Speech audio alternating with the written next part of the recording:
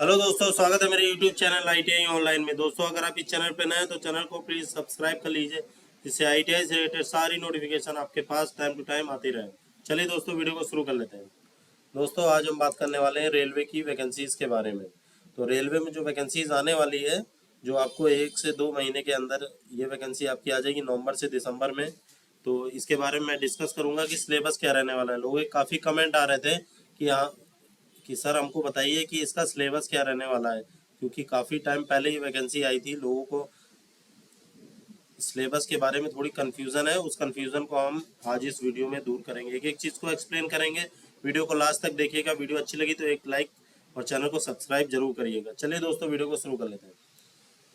दोस्तों, जैसा कि आप सब लोग जानते हैं, रेलवे की वैकेंसीज आने वाली है, तो उसके बारे में हमें सिलेबस के बारे में एक एक चीज़ क्लियर होनी चाहिए। क्या क्या प्रोसेस रहने वाला है, किस आधार पे आपका सिलेक्शन जिससे इजीली हो पाए। चलिए दोस्तों, देख लेते हैं रिक्रूटमेंट प्रोसेस। तो सबसे पहले हम बात कर लें only single online application common to all the notified post of ALP and technician. यानी कि दोस्तों, यहाँ से एक चीज़ क्लियर हो जाती है कि ALP और टेक्नीशियन में दोनों का एक कॉमन पेपर होने वाला है। जो पहला पेपर होगा आपका वो कॉमन होगा। इसमें LP टेक्नीशियन दोनों के ही छात्र यहाँ पे बैठेंगे। इसमें ITI डिप्लोमा बीटेक एक साथ सब लोग परीक्षा देंगे। Has to be submitted by the candidate through all the link provided to the official website. यानी कि इसमें इनको ऑफिशियल वेबसाइट में बता दिया जाएगा कि सिलेबस क्या रहने वाला है। तो यहाँ पे हम एक एक चीज़ को डिस्कस कर ले। The entire recruitment process shall involve first stage CBT, यानी कि पहला स्टेज होगा जो कॉमन होगा ALP और टेक्नीशियन वालों के लिए। नेक्स्ट है आपका सेकेंड स्टेज CBT। यहाँ पे ये भी कॉमन रहने वाला है आपका, दोनों टेस्ट आपके कॉमन रहेंगे। यहाँ पे computer based aptitude test and document verification. यानी अब यहाँ पे ये चीज़ आप देख लीजिए, जो कंप्यूटर बेस्ड एप्टीट्यूड टेस्ट होगा आपका, वो खाली ALP वाले कैंडिडेट का ही होगा। किसका होगा दोस्तों? ALP वाले कैंडिडेट का। यहाँ पे टेक्नीशियन की कोई एग्ज़ाम नहीं होगा, डायरेक्ट इनका वेरिफिकेशन फर्स्ट और सेकेंड स्टेज के बाद हो जाएगा। नेक्स्ट है आपका the date and time venue of all the activities first stage second stage जितना भी होगा आपका, ये यहाँ पे इन्होंने बताया। ये टाइम टू टाइम आपको RB बताती रहेगी। बाकी ये candidate in due course request of postponement, जो भी पोस्टपोन किया जाएगा, कोई एग्ज़ाम कैंसिल होगा तो उसके बारे में सूचना दे देंगे। ये इतनी चीज़ें ये इंपॉर्टेंट नहीं है आपके लिए। चलिए दोस्तों, नेक्स्ट पॉइंट आ जाते हैं अपने सबसे मेन पॉइंट पे। यहाँ पे आपका शुरू होता है अग्नि परीक्षा। दोस्तों, यहाँ से आपकी शुरू होगी। तो सबसे पहला होगा आपका दोस्तों यहाँ पे first stage CBT common for ALP और टेक्नीशियन, यानी कि कॉमन रहेगा। यानी कि दोनों ही छात्र इसमें ALP टेक्नीशियन जो बनना चाहते हैं, चाहे वो ITI किए हो, डिप्लोमा हो, बीटेक हो, सबको ये सेम परीक्षा होने वाली है। और यहाँ पे ड्यूरेशन आपका रहेगा 60 मिनट, यानी कि 1 घंटे का पेपर होने वाला है। टोटल यहाँ पे 75 क्वेश्चन यहाँ पे दिए जाएंगे। नेक्स्ट है, देख लेते हैं minimum percentage of marks for eligibility in various category. देखिए दोस्तों, यहाँ पे पास होने के लिए इतना नंबर लाना जरूरी है। अगर इससे कम नंबर लाएंगे तो ऑटोमेटिकली आपको वो फेल कर देंगे। यानी कि अनरिजर्व के लिए यहाँ 40% नंबर लाना कंपलसरी है, अनिवार्य है। OBC के लिए दोस्तों यहाँ पे 30% नंबर लाना अनिवार्य है। नेक्स्ट है आपका SC के लिए 30%, ST के लिए 25% नंबर लाना यहाँ अनिवार्य है। चलिए दोस्तों, these percentage of marks for eligibility में भी रिलैक्स बाई 2% फॉर PWD। दोस्तों, जो PWD हैंडीकैप कैंडिडेट है उनको 2% में छूट मिलेगी, यानी कि 23% नंबर उनको लाना होगा। Against vacancy reserve for them, जो भी इनके लिए वैकेंसी रिजर्व है उसके आधार पर। सॉरी दोस्तों, यहाँ पे अगर PWD कैंडिडेट जो है वो अनरिजर्व में आते हैं तो उनको 2% छूट मिलेगी। OBC में आते हैं इसमें 2%, इस तरीके से। यानी कि अनरिजर्व में है तो 38, OBC में है PWD कैंडिडेट तो 28, SC में है 28 और ST में है तो 23%। नेक्स्ट है हमारा the first stage CBT screening nature. Screening nature दोस्तों क्या होता है? ये खाली पासिंग मार्क्स होता है। नेक्स्ट है आपका standard of question for CBT will be generally in conformity with the educational standard and और minimum technical qualification prescribe for the post. यानी कि ये खाली क्वालिफाइंग नेचर होगा। इसमें आपको क्वालिफाइंग मार्क्स लाने होंगे जितने इसमें बताए होंगे। 40% अगर इन अनरिजर्व में लाते हैं तो आपको क्वालिफाई कर दिया जाएगा। हालांकि इसमें ये ध्यान देने वाली बात है कि आपको यहाँ पे 15% छात्र में आना अनिवार्य है, जो कि पिछली बार इन्होंने 15% कैटेगरी पे एक सीट पे 15 गुना लोगों को बुलाया था। उस आधार पे मैं आपको यहाँ पे बता रहा हूँ। तो लगभग सभी 40% लाएंगे तो इजीली पास हो जाते हैं। 15%, 1 लाख अगर वैकेंसी निकलती है दोस्तों तो यहाँ पे 15 लाख लोगों को वो पास करेंगे। चलिए दोस्तों वो बात की बात है। नेक्स्ट देख लेते हैं। The score of first stage shall be use only for short listing candidate, यानी कि ये मेरिट में नहीं जुड़ेंगे, ये खाली शॉर्ट लिस्ट किया जाएगा सेकेंड स्टेज एग्जाम देने के लिए। The candidate who are shortlisted for second stage CBT availing the reservation benefit of community shall continue to be considered only against the community for all subsequent stages of recruitment process। देखिए दोस्तों बहुत important point इन्होंने बताया है। अगर आप first stage में अगर आप ओबीसी या फिर SC ST कैटेगरी का जो सर्टिफिकेट लगाते हैं तो आपको यहाँ पे उसी उसी में कंटिन्यू किया जाएगा। अगर आप मान लीजिए अगर अनरिजर्व में पास होते हैं तो आपको अनरिजर्व में यहाँ पे वो काउंट कर लेंगे, यानी कि अगर आप अनरिजर्व हैं तो आपको अनरिजर्व में काउंट किया जाएगा और ओबीसी हैं तो ओबीसी में ही काउंट किया जाएगा। Benefit of community shall continue to be consider only against the community for all subsequent, और लगातार सारे प्रोसेस में वो एक ही प्रोसेस को वो फॉलो करेंगे। उस आधार पे अगर आपने ओबीसी लगाया तो ओबीसी से ही, अगर आपकी सीट नहीं होगी ओबीसी में तो वो आपको सीट नहीं मिलेगी। उन्होंने ये चीज़ क्लियर की हुई है। ये बात की बात है दोस्तों। अगर आपके नंबर अच्छे होंगे तो आपको इससे परेशानी की कोई ज़रूरत नहीं। चलिए दोस्तों क्वेश्चन जान लेते हैं। आपका सिलेबस क्या रहने वाला है। ये हो गया हमारा रिक्रूटमेंट प्रोसेस के बारे में। तो सिलेबस आप देख लेते हैं यहाँ पे पहले CBT का।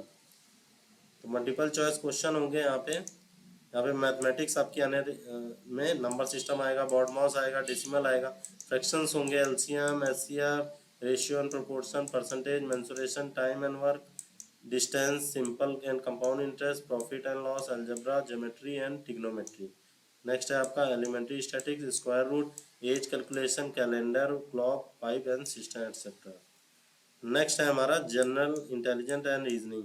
इसमें आपका होने वाला है analogies, alphabetical and number series, coding, decoding, mathematical operation, relationships, syllogism, jumbling, Venn diagram, data interpretation, sufficiency, conclusion, decision making, similarity, differences, analytical, classification, direction and argument and assumption. तो नॉर्मल सा syllabus है दोस्तों, बहुत डरने की बात नहीं है। ये आप SSC की तैयारी कर रहे होंगे तो उसमें भी आप पढ़ लोगे। नेक्स्ट है आपका जनरल साइंस।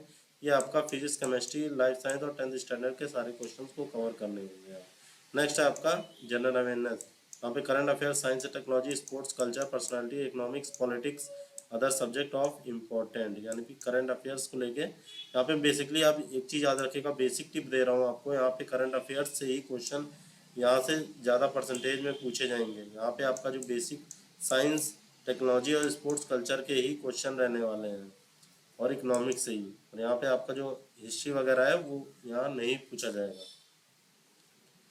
चलिए दोस्तों सेकंड स्टेज देख लेते हैं। तो सेकंड स्टेज का जो एग्ज़ाम होगा आपका शॉर्ट लिस्ट किया जाएगा जब आपको फर्स्ट स्टेज से सेकंड स्टेज में।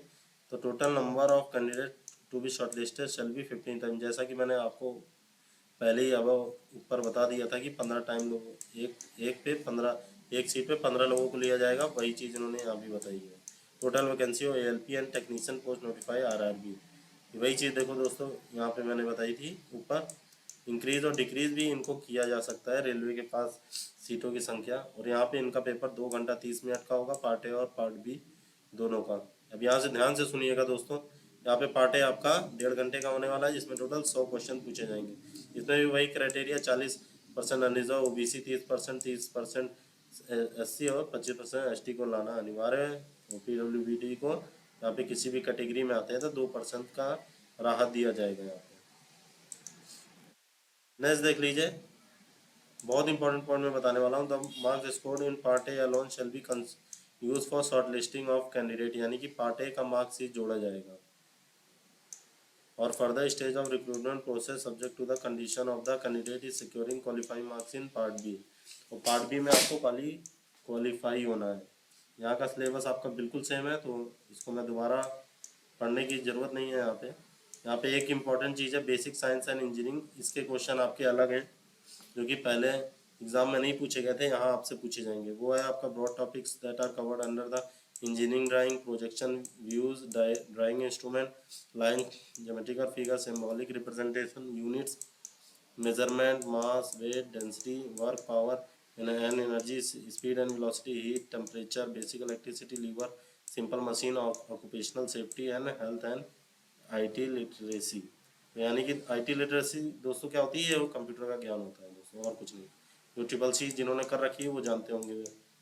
तो यहाँ पे जो बेसिक इंजीनियरिंग है वो एक अलग चीज़ है, बाकी सब सेम आने वाला है। यहाँ पे जनरल अवेयरनेस में भी वही चीज़ है, sports, personalities, economics and politics, ये सेम रहने वाला है यहाँ पे।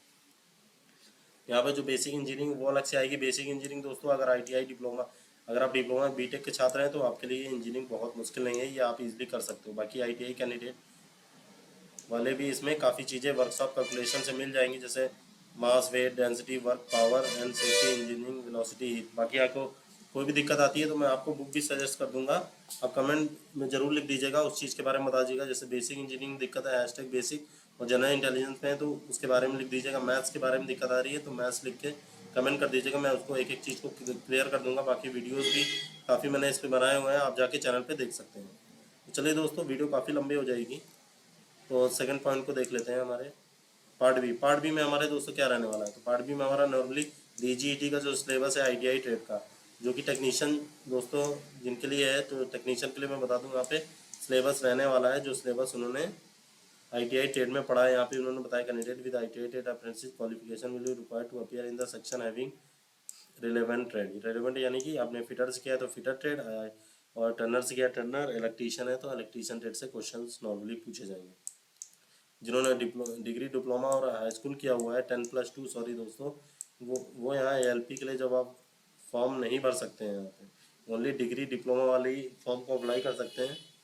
और यहाँ पे इन्होंने बताया हुआ है डीजीईटी के सिलेबस पे आप देख सकते हैं, जैसे कि टेलीकम्युनिकेशन की जो वैकेंसी निकलती है उसमें 12th वाले एलिजिबल होते हैं, तो उसमें जो सिलेबस है वो साइंस का ही सिलेबस होता है दोस्तों, जैसे कि आपने 11th और 12th में पढ़ा है। बाकी आपको कोई भी दिक्कत आती है तो आप आईटीआई की टेलीकम्युनिकेशन की बुक को पढ़ सकते हैं, सॉरी दोस्तों इलेक्ट्रॉनिक्स की बुक को पढ़ सकते हैं। बाकी अगर कोई भी दिक्कत आती है तो कमेंट में करके हमसे पूछ सकते हैं। वीडियो अच्छी लगी तो प्लीज़ एक लाइक कर दीजिएगा, वीडियो को ज़्यादा से ज़्यादा शेयर कर दीजिए। ओके, जय हिंद।